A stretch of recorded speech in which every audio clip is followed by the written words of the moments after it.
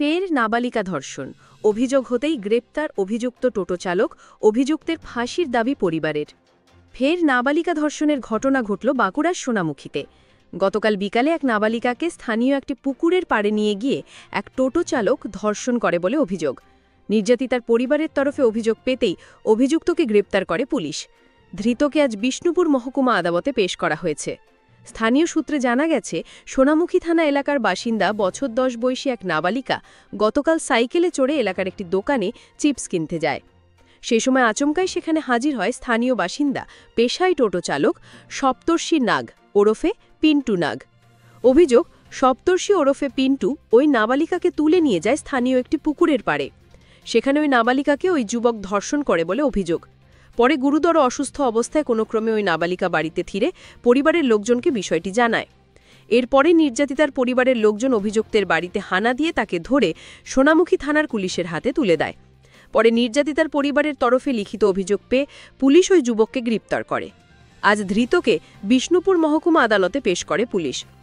অভিযুক্তর কঠোর থেকে কঠোরতম শাস্তির দাবিতে সরব হয়েছেন নির্যাতিতার পরিবারের সদস্যরা। আমাদের বাড়ির সামনে তো আমার মেয়ে বোনে খেলা করছিল, খেলতে খেলতে আমার কাছে পয়সা নিয়ে গিয়ে বলেছিল আমি কুরকুরে খাবো। যে দোকানে গেছিল কুরকুরে কিনতে, যে দোকানদারে শুধু পয়সা দিয়েছে জাস্ট, তো সাইকেল নিয়ে গেছিল। সাইকেল নিয়ে যাওয়ার পথে ওকে সাইকেল থেকে ওই ছেলেটা ওখান থেকে ফলো করেছিল, আমি জানি না, পিন্টু নাম, ছেলেটার নাম পিন্টু। সে ওখান থেকে টানতে টানতে নিয়ে গিয়ে একটা, আমি অবশ্য জায়গাটা ঠিক জানি না, আমার মেয়ে অত বলতে পারে, বেরোই না তো বাড়ি থেকে আমি, তো নিয়ে গেছে পুকুরের ধারে ঝোপের মধ্যে নিয়ে গিয়ে ওকে নানাভাবে প্যান্ট ট্যান্ট খোলা করিয়েছে, নানাভাবে মানে খুব ভাবে নির্যাতন করেছে,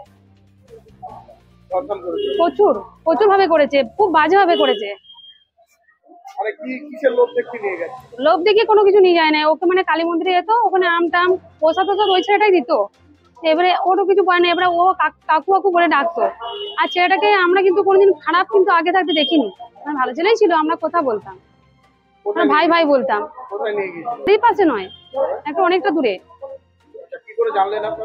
আমরা জানলো ও বাড়ি এসেছে, ওকে ওখান থেকে ছেড়ে দিয়েছে। ও যখন চিৎকার করেছে তখন ওকে ছেড়ে দিয়েছে।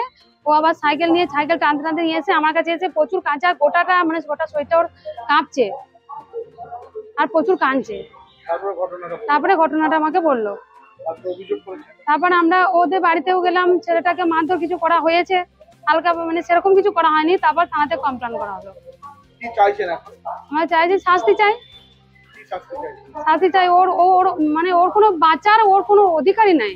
মেয়েটা যেভাবে আমার করেছে, হ্যাঁ মেয়ে এখন সুস্থ আছে, ঠিক আছে, কিন্তু মেয়ে আমার প্রচুর আঘাত পেয়েছে। এখন কিছু ওর শরীরে কিছু নাই, ওকে যেভাবে মানে শারীরিক ভাবে যেটা করা হয়েছে খুব খারাপ করেছে। ফাঁসি চাইছি।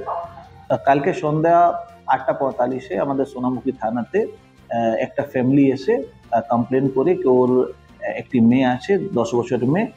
সন্ধ্যাবেলা 5টার সময় একটা প্রতিবেশী যার নাম আছে সপ্তর্ষি নাগ ওরফে পিন্টু, ওকে নিয়ে গেছিল পুকুরে পাড়ে।